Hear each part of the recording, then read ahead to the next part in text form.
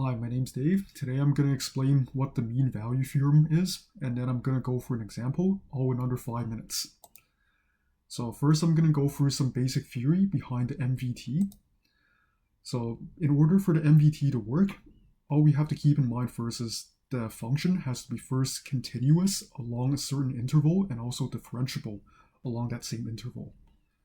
So basically what that means is if we have a function that's continuous and differentiable, we can calculate the average rate of change between any 2 points on that curve. So let's say these points are points A and B.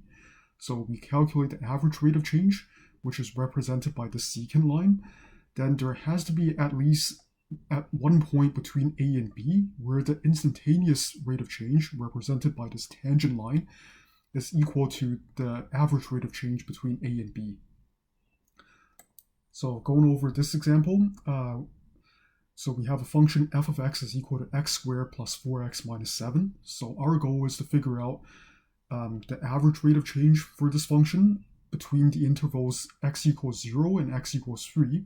And then we have to find out what points or x values between 0 and 3 do we have the instantaneous rate of change that is also equal to the average rate of change for this interval. So first, to do that, we have to calculate the average rate of change between x equals 0 and x equals 3 for this function. So to do that, we calculate the y values at x equals 3. So to do that, we plug in 3 for x and we get 14. Doing the same thing for x equals 0, we plug in 0 for x and then we get negative 7 for y. So in order to find out the slope, we just do the rise over run equation. So we end up with an average rate of change of 7 for this function in this interval. So the next step is we calculate the first derivative of the function. So to do that, we use the power rule and we get 2x plus 4.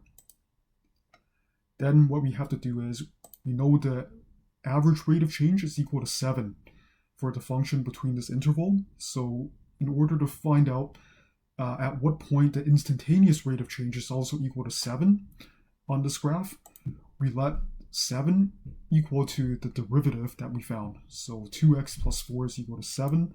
So we solve for x. So we get x is 3 over 2. So that means when x is equal to 3 over 2, the instantaneous rate of change is equal to the average rate of change along this interval. So then, in order to find out the point where the instantaneous rate of change is equal to the average rate of change, we plug in x equals 3 over 2 all the way back in the original equation, and we get y is equal to 5 over 4. So basically, in summary, the average rate of change for this function along this interval is equal to the instantaneous rate of change at the point 3 over 2, 5 over 4. So here's an example that I want you guys to do, and just let me know in the comments below what answer you get. And if there is any math topics you feel you want me to go over next, just definitely let me know in the comments below. And as always, thank you for watching.